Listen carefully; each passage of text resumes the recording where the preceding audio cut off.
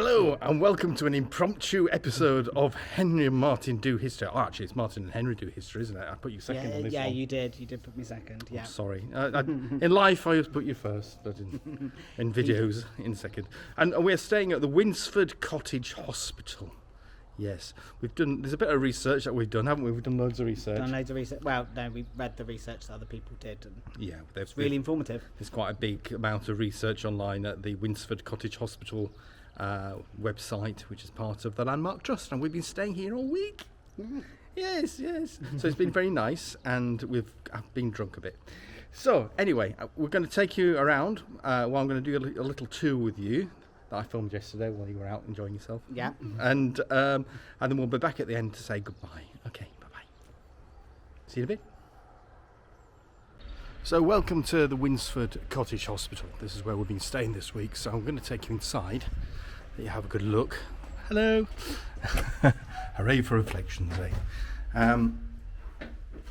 We'll be telling you a little bit more about the history of this place shortly, but this is the I suppose you call it a lobby in America, but we call it maybe the hallway or reception area if you're entering the hospital.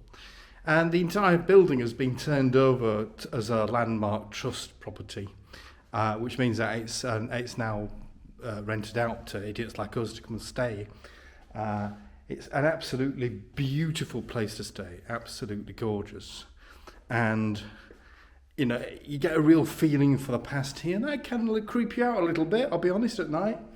And many people here have kind of gone, the first question they've asked is it haunted? And I've had to say no, it's not. But it does have a feeling because hospitals do. So we have lots of bathrooms, things like that. They're all beautifully done. And many bedrooms. Here's one. A big roar out there. That was the size of a cattle grid. Even the sound of a cattle grid. It's just little rooms. We're getting ready to move out. We're going home tomorrow. So this is basically just a little tour around, so you can see all the little bits and pieces.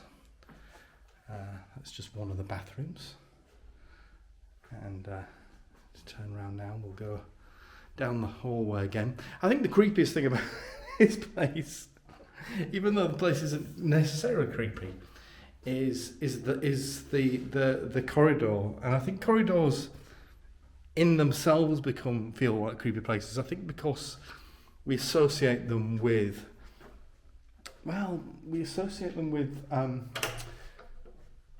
places such as schools, hospitals, places like that, and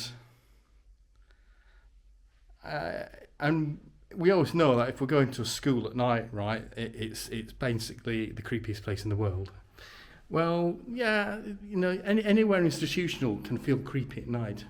So when you're staying here, it can feel extra creepy. Now, there are people here who have stayed. There are people who have stayed here who have absolutely no problem with that sort of thing because the visitor book is absolutely filled to the brim of people who loved it here, absolutely adored it, and would always come back, you know.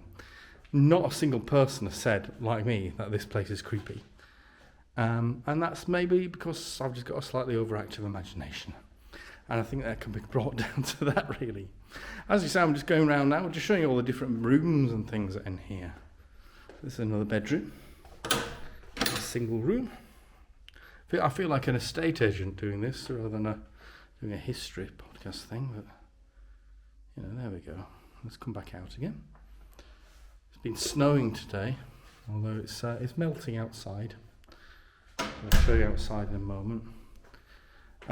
This is the message room in the house because this is the room that me and my husband are staying in, and we are just getting ready to pack up.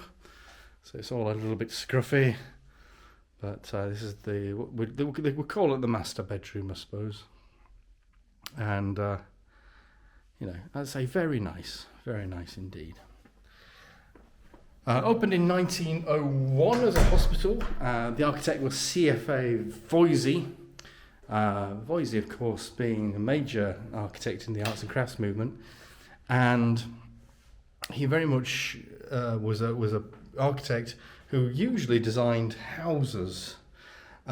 So he kind of made this house scale. He made it sort of very cosy. As a hospital, it does actually have 2 wings. I'm just going to turn you around again. The second wing is through there, but that's actually used by the community. There is a little museum in there, which is one of the rooms has been turned over to look like a ward again. So it's got the 2 hospital beds. So kind of carry on down here. And I'm going to go outside now. This is the veranda. Now, when this was owned by the NHS, they actually blocked off the veranda and turned it into a day room.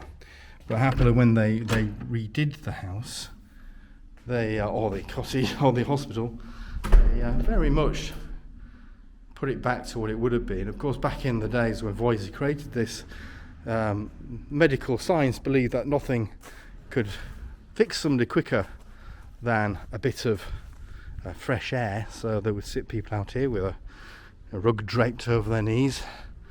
And this was used in World War I as a place to recuperate for soldiers, but really it was started as a cottage hospital for the deserving poor and served the local area.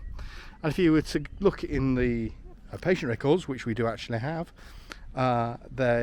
most of the issues are rural injuries, farming injuries, that sort of thing. And even one guy getting hit in the face with the horse, and coming in here, lots of people with, septic fingers and such. All the lovely stuff, So let's go back inside, and we'll go into the main room. Okay. So as we're going now, these little side rooms would have been various sort of surgery areas. We're now turning left, and what is now the dining room, this room here, this would have been the children's ward. This is where the little ones would have been seen. As you can see, each room has got a fireplace, so they would have been very cosy in here. I mean, it's a very warm, cosy place. And they've restored the original Voisey windows, so they are just single panes of glass. Today it's -4 out there, and I'm quite cosy. I'm just wearing a t-shirt. There's a view out into the garden. And this is the living room. Now, this would have been the woman's ward. Oh, you have a woman's ward. But it's now a very comfortable sitting room. Try and get around. The sun is, unusually in Devon, the sun is actually out. And as you can see, it's an absolutely beautiful place to sit and relax. And the fireplace can be lit. And I'm just currently manoeuvring past a bag of logs that we're taking away with us that are excess. But yes, it's an absolutely beautiful hospital. And we'll go over now and we'll just have a look at some of those patient records. So this is the book of patient records that you can actually read for yourself if you stay at the Winsford Cottage Hospital. We're not trying to advertise it as a place to go and stay, but I think it's actually worth going to if you are in the area and there's an open day, or you actually want to stay there with some friends. It's quite nice, even though I did find it a little bit creepy because I am overly imaginative. Ooh, silly me. So what I'm going to do is just open the book and we're going to have a look at some pages. Not many, just a few. So I don't expect to be bored. So here we are. This is 1904. Sarah Gibbons has got chlorosis, which is a form of anemia. We have Lewis Perkins with a fractured tibia and fibula of the right leg. We have Mary Smale with a housemaid's knee and some appendicitis and some, various other illnesses. The standard stuff, really. The things that human beings have on a daily basis that require hospital treatment. However, things change a little bit now when I turn to another page. And now we're into World War One. This is 1916.